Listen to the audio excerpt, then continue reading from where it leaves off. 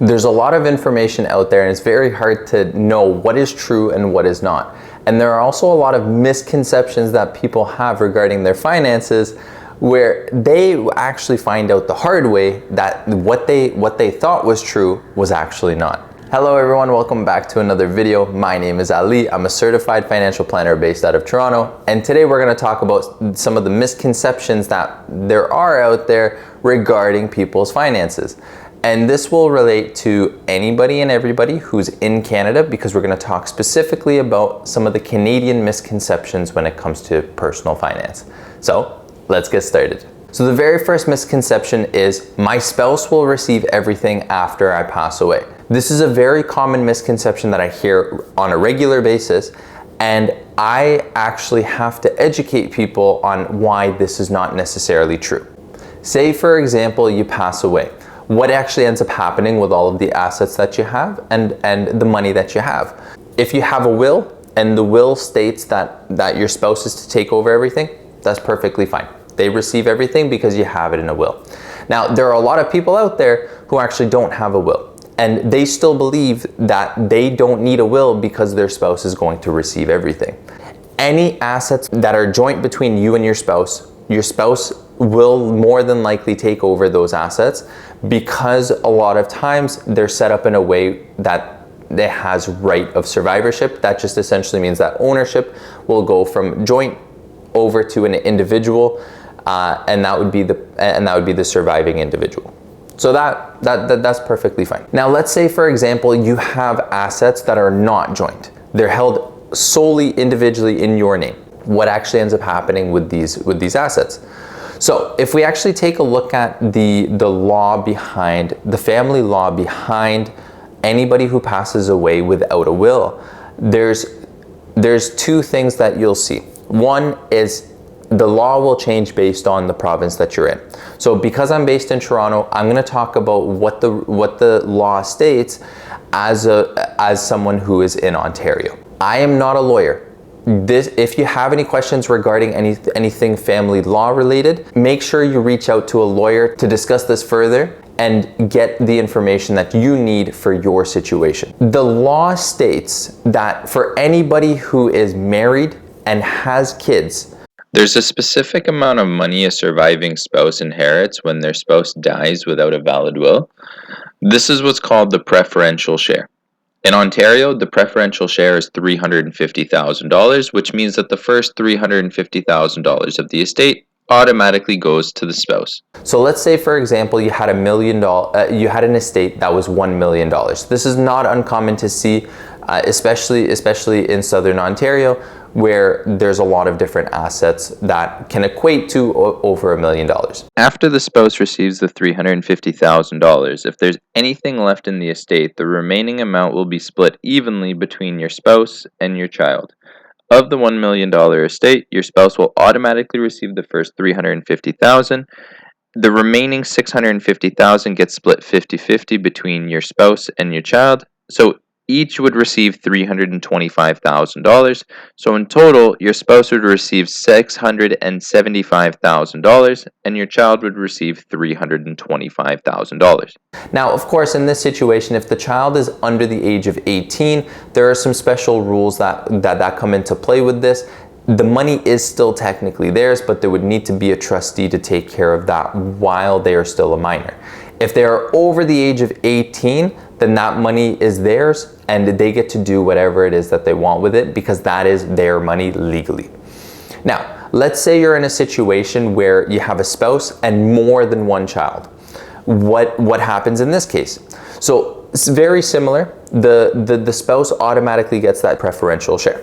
Now, the remaining amount actually gets split in thirds. So the spouse will actually get a third of the remaining amount of the estate, and then the remaining 2/3 are actually split equally amongst all of the children. So if there's only two, that means it would get split a third each. If there's more than two, then it would be the equivalent of of that 2/3 split evenly amongst all of those children. So as you can see, in this situation, the spouse would actually end up receiving even less than the first example because of the way that it's drawn out by law. So this is why it's very, very important for you to have a will, because this is something that a lot of people find out the hard way, and it's important for people to know what actually happens to their estate. Now, the second misconception that I want to talk about is that the tax-free savings account is always better than the registered retirement savings plan when it comes to saving for retirement. I've actually made a video on this before, and it's breaking down the differences between when it makes sense to actually invest in the tax-free savings account and when it makes sense to invest in the registered retirement savings plan. But essentially with that video, I broke it down where if you made over $112,000, it will more than likely make more sense for you to put money into the registered retirement savings plan rather than into the tax-free savings account. And the reason for this, and I broke down the numbers, was because most people that are making over $112,000 a year, when you go to retire, are going to end up with less requirements in terms of income, so you'll be in a lower tax bracket, and you actually end up saving a significant amount of money in retirement when you actually go to use the money. And the reason that this is very important is because people automatically assume because there are going to be some tax implications when you go to withdraw the money out of your registered retirement savings plan in retirement, then it's automatically worse. Anytime you have to pay taxes, it's always the worse off option. This isn't true. This is really where running the numbers is very, very important. And a lot of times you can actually benefit in the short term from the contributions that you make in the registered retirement savings plan versus the money that you put into the tax-free savings account. So it's not always true that the tax-free savings account is better than the registered retirement savings plan. Now, the third misconception, which I think is a very, very common misconception, is that you actually have to pay a penalty if you're going to withdraw money out of your registered retirement savings plan prior to retirement. Now, I don't know where this misconception really came into play, but there actually isn't a penalty that you're paying when you go to withdraw money prior to retirement. Essentially, the only thing you have to actually do is pay taxes on any money that is withdrawn out of the RSP. And the way that this works is if you're taking out $5,000 or less, there's automatically going to be 10% that is withheld by the financial institution that you have the account with. That essentially just means that 10% is going to automatically get sent to the CRA as a prepayment for your taxes.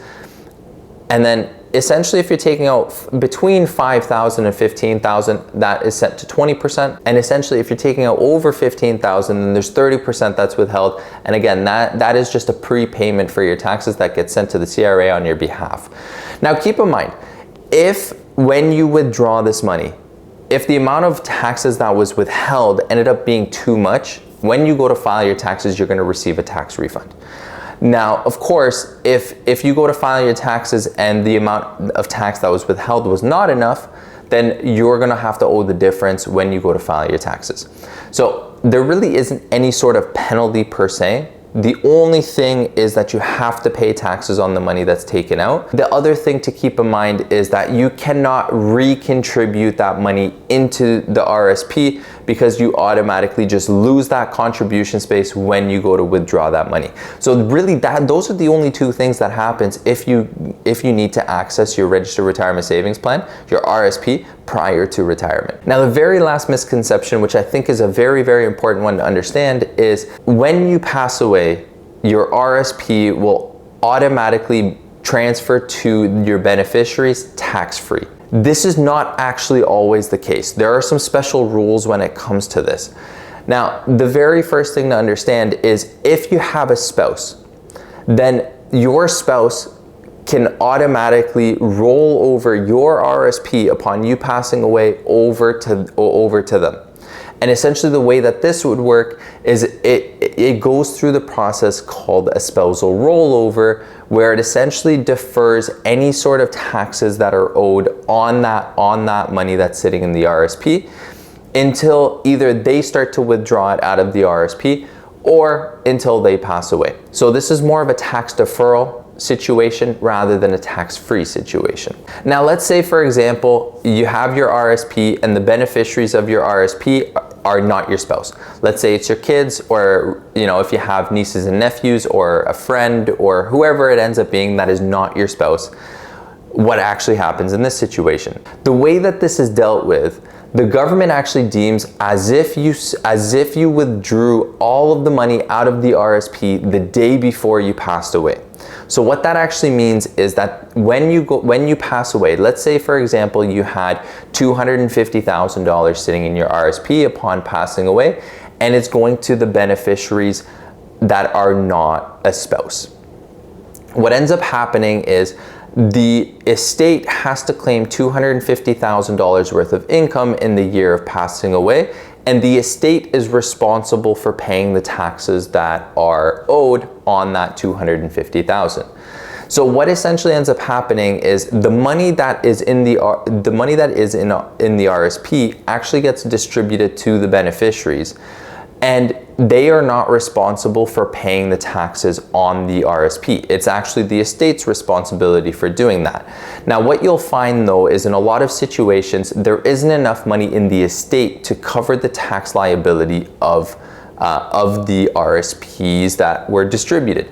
So what actually ends up happening is the beneficiaries then become responsible for paying those taxes, because at the end of the day, taxes are owed on that money.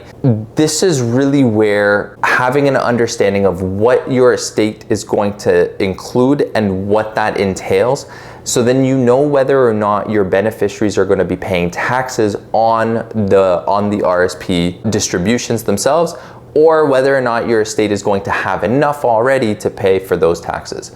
So in reality, there's always going to be some form of taxes that are owed upon passing away.